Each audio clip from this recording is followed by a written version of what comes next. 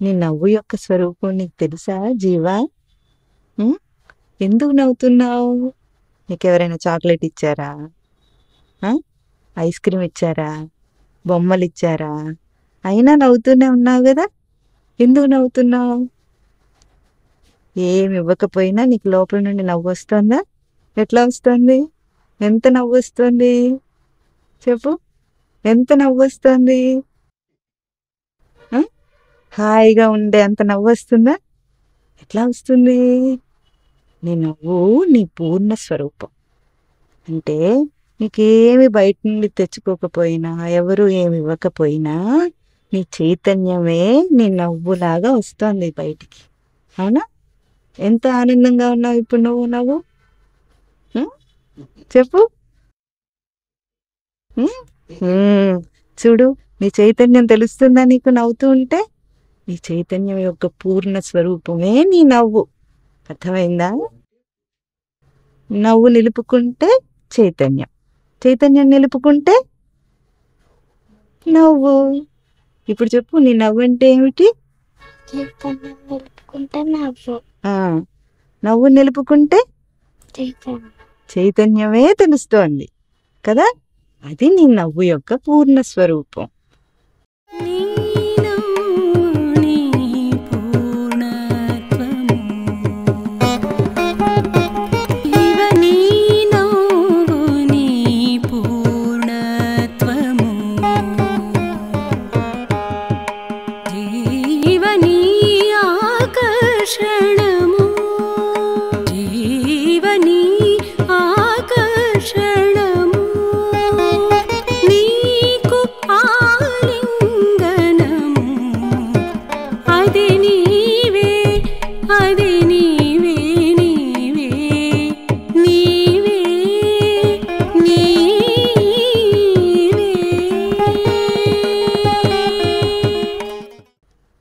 దానికి ఇతరమైన వాటితో పోలిక లేదు అసలు. ఇప్పుడు బొమ్మ కొనుక్కున్నావు అనుకో, నవ్వు వస్తుందా? బొమ్మ విరిగిపోతే నవ్వు పోతుంది. బొమ్మ కొనుక్కుంటే నవ్వు వచ్చింది, బొమ్మతో వచ్చిన నవ్వు ఎప్పుడు పోయింది? బొమ్మ విరిగిపోతే పోయింది. అది పూర్ణమైంది కాదు. ఇతరమైన దాంతో పోలిక లేకుండా నీకెప్పుడు లోపల పోకుండా ఉండే నవ్వు ఉందా లేదా? బొమ్మతో వస్తే బొమ్మతో పోయింది, చాక్లెట్తో వస్తే చాక్లెట్తో పోయింది, ఐస్ క్రీమ్తో వస్తే ఐస్ క్రీమ్తో పోయింది, ఇతరమైన దేంతో వచ్చినా సరే దాంతో పోయింది. కానీ నీ నవ్వు ఎటువంటిది? చైతన్యం ఎటువంటిది? ఎప్పుడూ నిన్ను విడిచిపోదు. అవునా? పోతుందా? పోదు.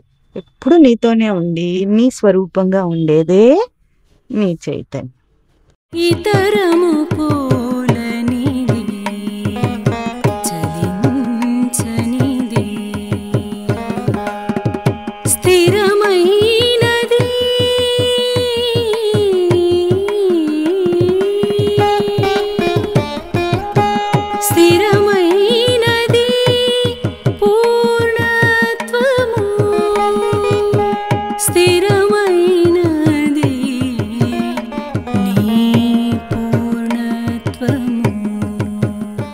అది నీకెక్కడ తెలుస్తుందో తెలుసా? నీ స్మృతిలో తెలుస్తుంది. ఇప్పుడు నేను మాట్లాడుతున్నానా? నీకు అర్థమవుతోందా? ఎక్కడ అర్థమవుతోంది? ఎక్కడ అర్థమవుతోంది చెప్పు? ముక్కులోనా? మూతిలోనా? మరి ఎక్కడ అర్థమవుతోంది? స్మృతిలో. ఇక్కడ స్మృతిలో నీకు అర్థమవుతోంది. అవునా? అక్కడ కృషి చేస్తున్నావు నువ్వు. అంటే నేను చెప్పేదంతా స్మృతిలోకి తీసుకొని అక్కడ అర్థం చేసుకుంటున్నా, ప్రయత్నం చేస్తున్నా. అవునా? అదే అందుకే చెప్పగానే అర్థమైనప్పుడు నీకేమొస్తుంది? ఆ స్మృతి యొక్క కృషియే నీ నవ్వు. అర్థమైందా? అదే నీకు ఆకర్షణ. బయటవన్నీ నీకు ఆకర్షణ కాదు. నీ దగ్గరికి రాలేవు కదా. నీ స్మృతి దాకా వస్తాయా?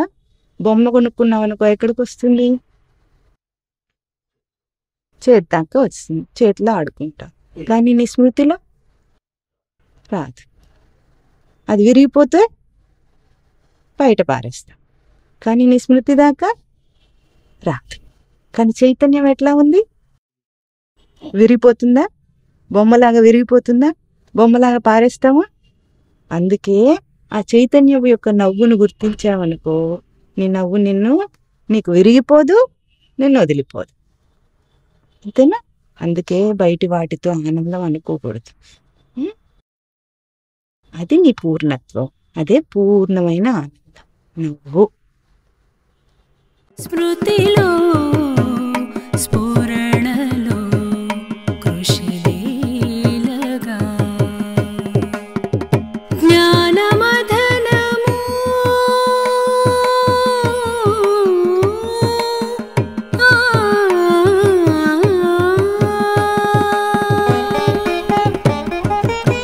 జ్ఞానమదనము ఆకర్షణము జ్ఞానమదనము నీ ఆకర్షణము.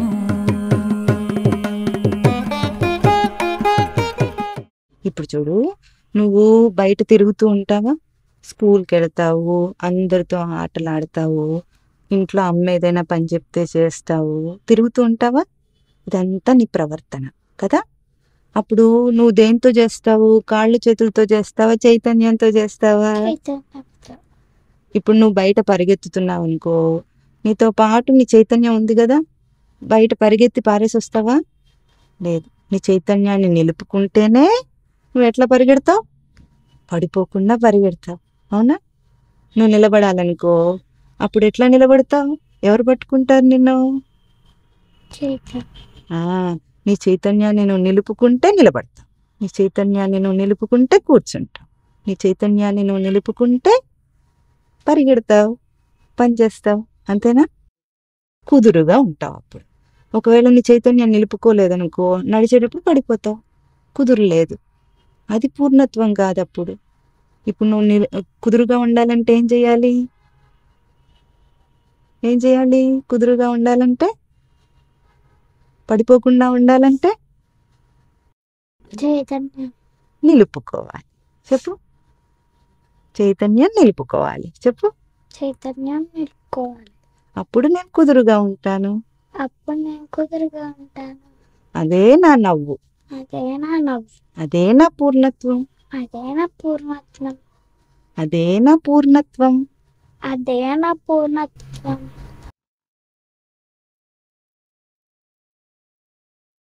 అదే నీవు. అదే నీ స్వరూపం.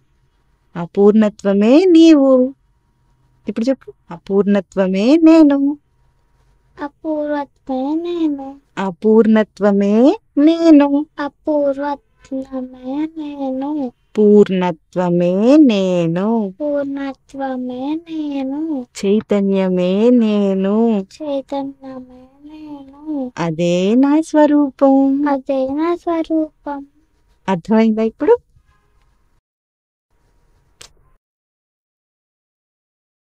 స్మృతిలో స్ఫురణలో ప్రవర్తనకు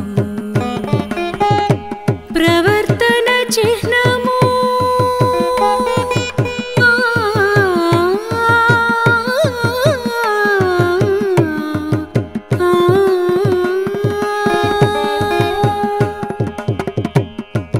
ప్రవర్తన చిహ్నము ఆలింగనము ప్రవర్తన చిహ్నము